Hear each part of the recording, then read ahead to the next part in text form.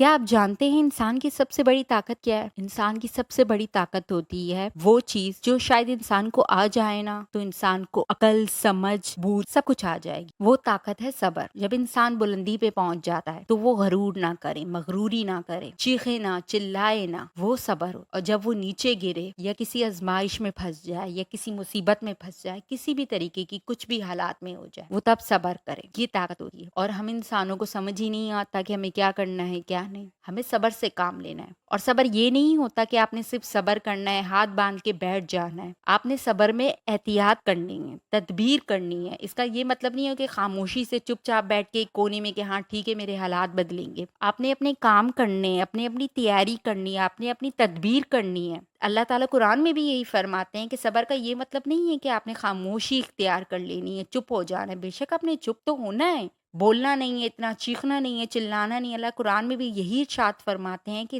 اس طریقے کی آواز نہ نکالو کہ تمہیں لگے کہ میں جیت گیا ہوں تو میں چیخوں، میں چلاؤں، میں خوشی سے سب کو بتاؤں، بلکہ صبر کرو، چھپاؤ کسی سے کہ کوئی یہ نہ سوچے کہ میرے پاس یہ چیز نہیں ہے۔ جس طرح آج کل لوگ کہتے ہیں کہ میرے پاس تو یہ چیز آ گئی، میرے پاس تو وہ آ گیا۔ ٹھیک ہے، آ گیا، اور لوگوں کے پاس بھی آتا ہے۔ اللہ آتا ہے تو پھر جاتا بھی ہے، یہ بھی بات یاد رکھیے گا۔ تو اس کا خیال ضرور رکھا کریں کہ جو ہے صبر کرنا ہے۔ اگر آپ اونچے درجے پہ پہنچ گئے یا کوئی آپ کے ہاتھ میں کوئی چیز آ گئی ہے جو کسی کے پاس نہیں ہے تو آپ اس پہ صبر کریں، آپ اس چیز کو سمیٹ کے رکھیں۔ اور اگر آپ کے پاس کوئی چیز نہیں ہے تو اس کا شور نہ مچائیے کہ میرے پاس یہ نہیں ہے، میرے پاس وہ نہیں ہے۔ ٹھیک ہے، نہیں ہوتا ہے، بہت سے لوگوں کے پاس وہ بھی نہیں ہے جو آپ کے پاس ہے۔ ایسے ہی تو حالات میں صبر کرتے ہیں۔ اور کیسے حالات میں صبر کریں گے ہیں؟ اچھے حالات میں بھی آپ کو صبر کرنا ہے، آپ کو برے حالات میں بھی صبر کرنا ہے۔ یعنی کہ صبر کا دامن آپ نے کسی بھی حال میں نہیں چھوڑنا ہے، کیونکہ صبر ہی اصل آزمائش ہے۔ تو پھر ملیں گے کسی اور ویڈیو میں کسی اور ٹاپک کے ساتھ۔ تب تک کے لیے اللہ حافظ۔